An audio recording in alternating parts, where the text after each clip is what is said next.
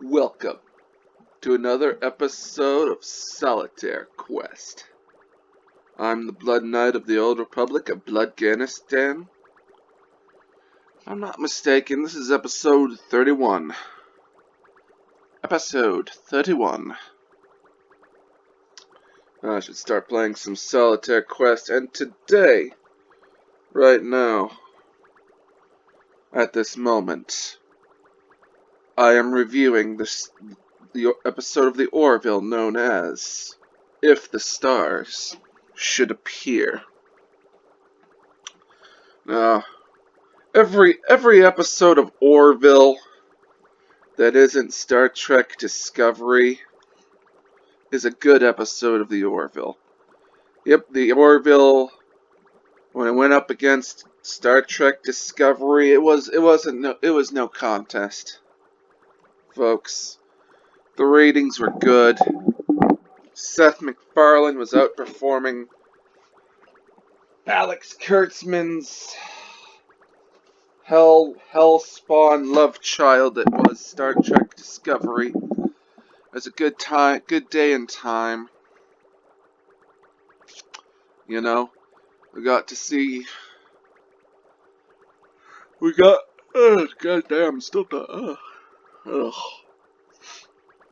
we got to see beautiful, not Star Trek, beat out, terrible shit Star Trek.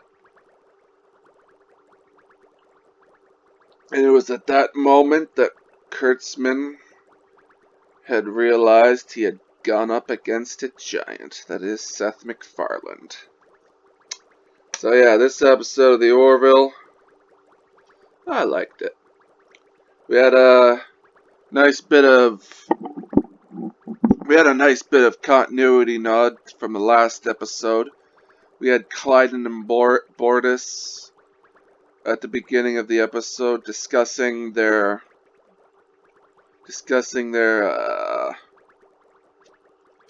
the work relationship they'd have with that Bortus has and whatnot.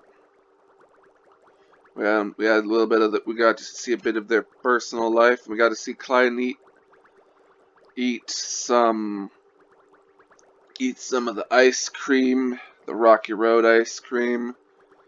And then him finding some classical Earth media. It was not bad. It was a fun beginning to the episode, considering what happened last time. And yeah, another fun moment was Lamar and Malloy star mapping. I wrote a little bit down. Wrote a bit of a quote. Wrote a little bit of that exchange down. The best part, in my opinion. We have Malloy. I'd rather have brunch with my parents and their really good friends who they haven't seen in a while, who just got back from a vacation in Florida and took lots of pictures while visiting their daughter who just had a brand new baby. And then we have Lamar saying, yeah, that just made me want to kill myself. And yeah, you know, that is actually fun fact. 90% of suicides in Bloodganistan, they come from that's the main cause of suicides in Bloodganistan. You know, some people that just can't handle their parents, who just came back from who just have the really good friends, and they just came back from a vacation to Florida, and the daughter had a baby. It's serious. It's the number one cause of suicides in Bloodganistan, folks. It's nice that Seth MacFarlane is acknowledging that. Really, man's decent. I gotta say. And then, yeah, we find the massive colony ship. The massive, huge-ass colony ship. And that colony ship It reminded me of like these robot aliens from Star Trek Voyager.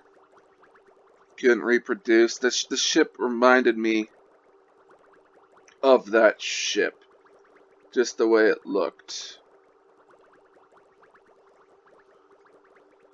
And yeah, that was fun.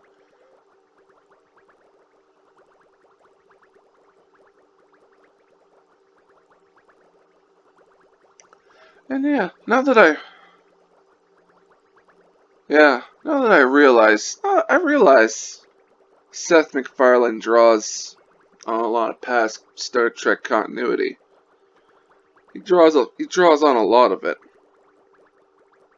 And yeah, Isaac thinking that the word dick is a compliment. Oh yeah. Oh man. I gotta say. Oh, I'm tired. Mm, yeah. And then Yaphet in the sick bay. You had Yaphet in the sick bay to Claire. And yeah.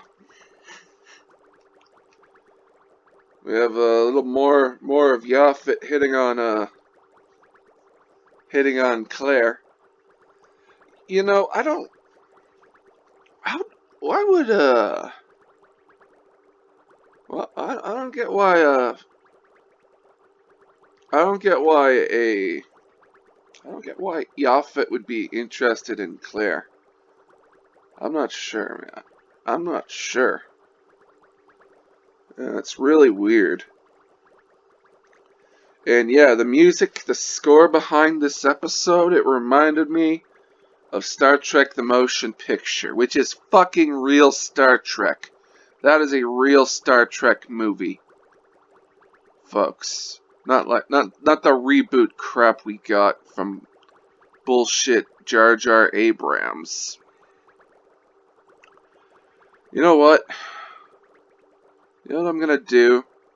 I'm gonna do a side-by-side comparison review of Abrams' 3 terrible, semi-terrible, semi-watchable Star Trek movies. I'm gonna review three of the classic original Star Trek movies. I'm not sure which ones. Of course. It's gonna be definitely motion picture, Wrath of Khan, and what else?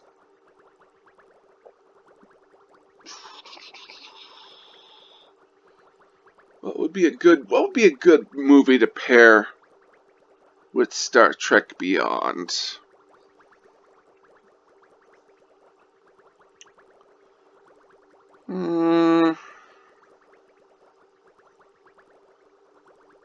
I'm not sure.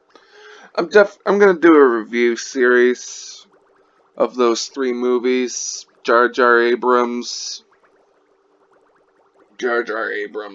bullshit, and I'm gonna get three classic oldie but goodie Star Trek movies, and yeah, I'm just gonna I'm just gonna see how they stack up against each other, doing reviews, comparative reviews. And then when I'm gonna review all 3 Star Wars movies, what I am going to do is I'm gonna pit them again. I'm gonna review side by side. We're gonna have Blue Harvest. This is just me making plans and whatnot. Blue Harvest, original Battlestar Galactica, and Spaceballs. I'm gonna review those movies. God, I should put this all down on a goddamn Word pad or Word document. Fuck. Okay. Back to the review. Yeah, this is all pre-recorded. So, yeah. when you get to this a lot, if you're going through this shit in chronological order, well, yeah. Congratulations, man. Or woman. It's just me spitballing the process here. Giving you a behind the scenes look into the future that will have been the past. It's weird. So yeah. Yeah, the interior of that ship being huge. Like, seriously. Seriously huge, people. Seriously.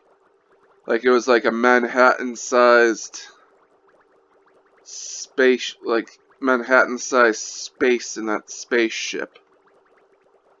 Like, yeah. Alright, I think they should do. I think they should do a revisit to this episode. And yeah, we have Ed screwed up by military time when they go inside the vessel. Kelly says 1,300 hours. Yeah, it's easy to get screwed up by. It's easy to get screwed up like that. I understand.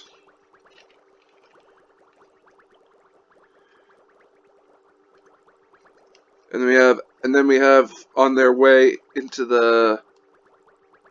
They're walking into the vessel, and we have Isaac asking about Ed's relationship with Kelly. I wrote it down. I wrote some quotes down. We have Isaac. He asks, "Were you not sexually adequate?" Oh, and then yeah, Ed asks how Kaelon are made, and it's like, all Kaelon are assembled by a central production facility on our home world, and Ed says, "Oh, that's hot." Oh man. I gotta enjoy the levity here, folks. I'm watching Star Trek Discovery. Gotta take the levity where I can get it. And then we have Ed knocking on the door. And yeah. And he says, "Hi, I'm Captain Ed Mercer of the Jehovah Witnesses." And then Isaac comments, "Perhaps she fears you are not sexually adequate." Oh man. Ooh. Oh, then, then the husband gets shot, and then Ed comes in and he says, your husband's gonna be okay. He's only stunned." Then he asks Isaac, "You didn't kill him, right?" Isaac says, "Of course not." Ned says, "He's only stunned." Man, Seth MacFarlane, and then yeah, Ed continues to say, "Yeah, aside from shooting your dad, we don't mean your family any harm. He's only stunned." He's just, oh man, I like the concept of this episode. The idea of a group of people forgetting they're inside a spaceship, and then they form like a religion around around Liam Neeson. Liam Neeson's. Oh man. I wish Jordan Peele hadn't gone woke. Folks, I really wish he hadn't gone woke. I really, really, really do. Fucking shame. I'll still watch his movies to protest him. I'll still watch his movies. Hopefully he continues making good movies. You know, you can go woke, but you can have enough self-respect to not put out bad movies. There is that. I do believe that is possible. Yeah, that it is possible you could go woke, and then you'd have enough self-respect not to put out trash. So yeah, I think it is possible. Jar Jar Abrams, Alex Kuntzman, and Chip's chin balls. Yeah, they can't do that. They don't have the technology or the software update. So yeah, this episode is a great metaphor for global warming, or like anything or any other concept similar to that. We had the old man Ed encounters, and he says many people refuse to accept an irrefutable truth simply because that truth puts them in the wrong. Like, yeah. All of these Yahtzees out there who think all the regular fans are white supremacists. Yeah. Who thinks everyone, all the goddamn woke leftists, they think everyone who isn't follow their ideology is a fucking white supremacist. But, yeah. The more simple answer, because there's always is that they're just regular people who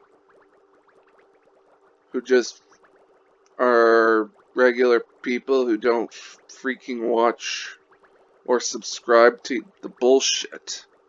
That's the truth of the matter. That is the truth. And yeah, then you have Ed trying to save face when he's eating the bowl of food. And yeah. Then we have their group. Then we have Kelly being brought to the facility inside the town. And we have the guy getting beat to death.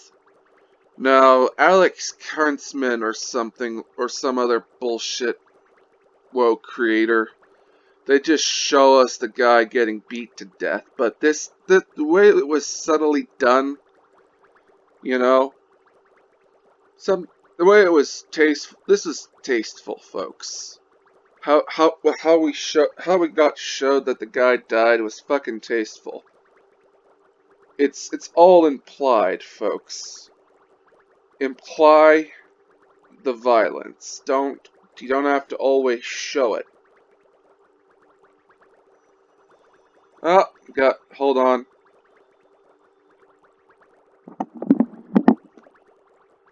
Alright, I'm back. You know, life, folks, that thing that gets in the way of the fun shit you want to do. Yeah. Nothing too important. I'm gonna have to bring these two videos together, but who cares? Okay. Yeah. Then we briefly saw the Orville fighting a krill ship. That was fun. Oh, and this is fun. Bortus.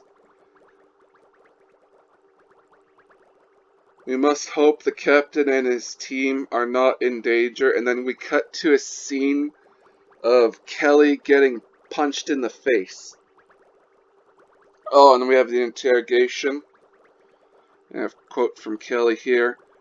Well, the last time I saw them, one of them was banging your mom, and the other was high-fiving him. Yeah. And then Ed getting into the building, it's like, Nick from college? It's like, no way, you're a guard. Then we get back to the interrogation. The guy shows Kelly a syringe, and she says, yeah, scale model of your penis. Oh, and then we have Doral being Liam Neeson, or Liam Neeson, and the final message. Man, Seth MacFarlane, this guy, folks, if Mark Wahlberg shows up in another episode, in like season 3 of the Orville, I'm gonna fuck, my pants are just gonna, I'm just gonna, the pants are just gonna explode off my legs, folks. And yeah, we have the quote here. If the stars should appear one night in 1,000 years, how would man believe and be able to, be able to preserve for many generations the remembrance of the city of God? I fucking bungled that quote, folks. I'm sorry. Okay. This episode of the Orville. I should move my microphone. This episode of the Orville. This episode of the Orville is fun. All the episodes of the Orville are fun, folks. That's all I gotta say at the moment. So anyway, I don't say this often enough. Like and subscribe and share. I'm the Blood Knight of the Old Republic of Bloodganistan. Get your Joels in one where you can. Stay frosty and stay sexy. I was gonna say Stan Diego, but man, San Diego. Stay sexy, San Diego. Oh, damn it. Oh man. Oh, I wish cocaine was legal in Bloodganistan. That would be interesting to do reviews on. So anyway, stay frosty.